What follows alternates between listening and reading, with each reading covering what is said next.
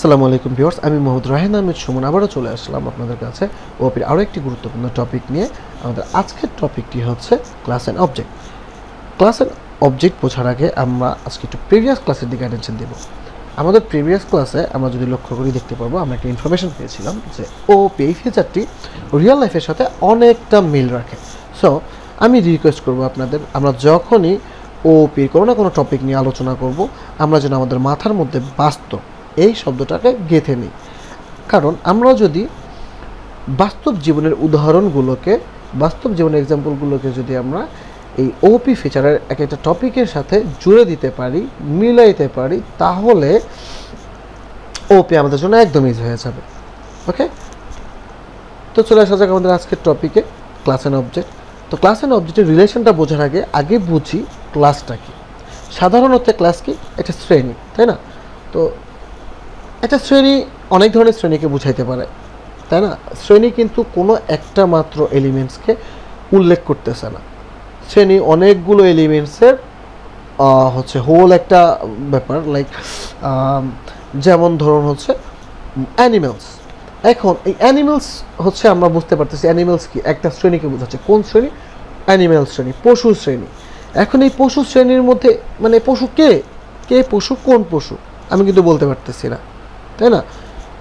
এখন অ্যানিমেল শ্রেণীর মধ্যে থাকতে পারে ডগ, ক্যাট, স্নেক, স্পাইডার। এখন বিষয়টা হচ্ছে এই যে ডগ, ক্যাট, স্নেক, স্পাইডার, এইগুলো এক একটা হচ্ছে অবজেক্ট। আর এই যে অ্যানিমেলস, এই অ্যানিমেলসটা হচ্ছে ক্লাস। সহজ ভাষায় সিঙ্গেল যেহেতু বোঝায় নাই যে যে হচ্ছে এটা ডগ, সো এইটা আমরা বুঝতে পারবো কীভাবে? যখনই দেখব যে কোনো ক্লাসের আন্ডারে বা কোনো শ্রেণীর আন্ডারে ভাবতে গেলে যদি দেখা যায় যে 3-4টা এলিমেন্টস থাকতে পারে বা 3-4টা এলিমেন্টস আছে, তখন আমরা ভাববো যে ওইটা হচ্ছে ক্লাস। যেমন আমরা যদি ভাবি ফ্রুটস, এখন ফ্রুটস বলতে কী বোঝাচ্ছি? ফল। এখন এই ফলটা আসলে কোন ফল আমি কিন্তু এইটা বোঝাচ্ছি না।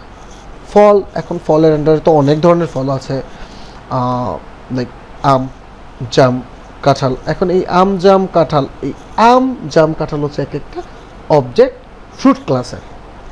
এখন এই আমের কি থাকতে পারে? এই আম একটা নাম না, এই নামটা কই থাকতে পারে?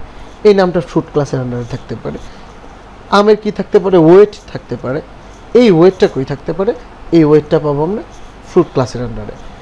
আমরা এই ক্লাস আর অবজেক্টের যখন রিলেশনটা করতে যাব, যে ক্লাস আর অবজেক্টের রিলেশন ক্রিয়েট করতে যাব, তখন জিনিসটা হবে এরকম। লাইক এক পাশে থাকবে ফ্রুট, যেইখানে ফ্রুটসের কিছু কমন প্রপার্টিস থাকবে, কিছু কমন বৈশিষ্ট্য থাকবে, কিছু কমন বৈশিষ্ট্য এই ক্লাস ক্যারি করবে। লাইক একটা ফ্রুটসের নাম থাকতে পারে, এটা কমন, সব ফ্রুটসেরই নাম আছে। সিঙ্গেল যত ফ্রুটস আছে সবারই একটা আলাদা নাম আছে। একটা ফ্রুটসের ওয়েট থাকতে পারে, আম বলেন, কাঁঠাল বলেন, এদের কিন্তু আলাদা আলাদা ওয়েট আছে। আপনি আরও অনেক কিছু থাকতে পারে, কালার থাকতে পারে, আমের একটা আলাদা কালার আছে নিজস্ব, কাঁঠালের একটা আলাদা কালার আছে নিজস্ব। এখন এই বৈশিষ্ট্যগুলো কই থাকতে পারে? এই ফ্রুট ক্লাসের মধ্যে থাকতে পারে, তাই না?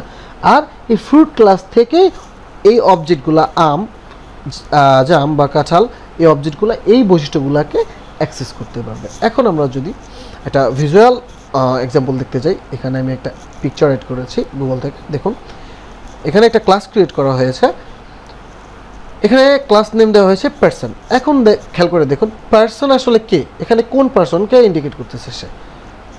এই পার্সনটা আপনি হতে পারেন, এই পার্সনটা আমি হতে পারি। সে তো বলে দিচ্ছে না যে এই পার্সনটা আপনি অথবা আমি, বা আপনার নাম উল্লেখ করে দিচ্ছে না। তার মানে এটা একটা ক্লাস। খুব সহজেই বোঝা গেলো যে আসলে হোল একটা শ্রেণীকে বোঝাচ্ছে, এখানে একটা টোটাল শ্রেণীকে বোঝাচ্ছে পার্সন। এখন এই একটা পার্সনের কী থাকতে পারে? একটা পার্সনের নেম থাকতে পারে, একটা পার্সনের এজ থাকতে পারে, একটা পার্সনের সিটি অর্থাৎ সে কোথায় থাকে সেই শহরটা থাকতে পারে, একটা পার্সনের জেন্ডার থাকতে পারে, আরও অনেক কিছু থাকতে পারে। একটা পার্সনের হাইট থাকতে পারে, একটা পার্সনের ওয়েট থাকতে পারে, একটা পার্সনের কোয়ালিফিকেশান থাকতে পারে, আরও অনেক কিছু। এখন এই যে কমন প্রপার্টিসগুলো, এগুলো সবই আমরা জানি যে একটা পার্সনের কমন প্রপার্টিস, তাই না? এখন আমরা যদি এই কমন প্রপার্টিসগুলোকে নিয়ে একটা ক্লাস ক্রিয়েট করি, কেন আসলে আমরা ক্লাসটা ক্রিয়েট করি? ক্লাস ক্রিয়েটের সুবিধাটা আসলে কি? কারণ এখন অনেকে ভাবতে পারে যে এই যে একটা অবজেক্ট ক্রিয়েট করা হয়েছে, এই অবজেক্ট ক্রিয়েট করছে, এখানে অবজেক্টের বৈশিষ্ট্য দিয়ে দিয়েছে, নেম, এজ সিটি জেন্ডার। আমি তো আসলে চাইলে ডিরেক্ট একটা অবজেক্ট ক্রিয়েট করে তারপরে নেম এজ সিটি জেন্ডার এগুলো দিয়ে দিতে পারতাম, তাই না?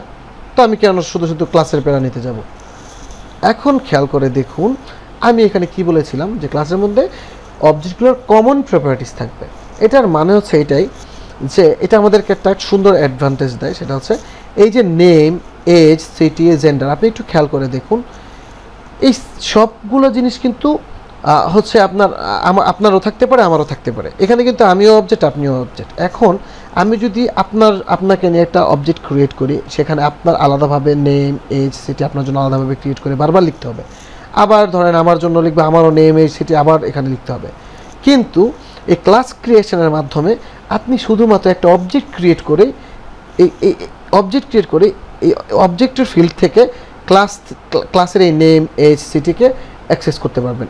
আপনি যখনই অন্য আরও একটা অবজেক্ট ক্রিয়েট করবেন সেই অবজেক্টও এই সেম প্রপার্টিসগুলোকে ইউজ করতে পারবে। এতে করে কি হলো আপনি খেয়াল করে দেখেন, আপনার কিন্তু বারবার এই নেম এজ সিটি এক একজনের জন্য বা অথবা এক একটা অবজেক্টের জন্য বারবার লিখতে হলো না। লাইক আপনি যদি এখন এখানে ফ্রুট ক্লাসটা নিতেন তাহলে কি করতে হতো? আপনি ফ্রুট ক্লাস নিয়েছেন, এখানে ফ্রুটের কালার দিলেন, ফ্রুটের নেম নিলেন, এখন ফ্রুটের নেম নিলেন, ফ্রুটের ওয়েট নিলেন। এখন ব্যাপারটা হচ্ছে এখানে একটা ফ্রুট অবজেক্ট ক্রিয়েট করলেন, নেম দিলেন হচ্ছে ম্যাঙ্গো। ম্যাঙ্গোর কী থাকতে পারে? ম্যাঙ্গোর কালার থাকতে পারে গ্রিন। ম্যাঙ্গোর কী থাকতে পারে? ম্যাঙ্গোর ওয়েট থাকতে পারে, ওয়েট দিলেন। এখন বিষয়টা হচ্ছে আপনি এইখানে এইগুলো ক্রিয়েট না করে বারবার আপনি অনেকগুলো অবজেক্ট ক্রিয়েট করতে হইতে পারে। আপনি ধরেন ম্যাঙ্গোর জন্য এই 3টা অবজেক্ট লিখলেন, অবজেক্ট ক্রিয়েট করলেন, লিখলেন, তারপরে আবার লিখবেন হচ্ছে ধরেন কাঁঠাল। এখন কাঁঠাল যখন লিখবেন, কাঁঠালের জন্য আবারও কাঁঠালের নেম তারপরে হচ্ছে কালার, তারপর হচ্ছে ওয়েট, এগুলো আবার লিখতে হবে। আপনি স্ট্রবেরি নিলেন, এখন স্ট্রবেরির জন্য কিন্তু আবারও আপনার এই 3টা জিনিস বারবার লিখতে হচ্ছে।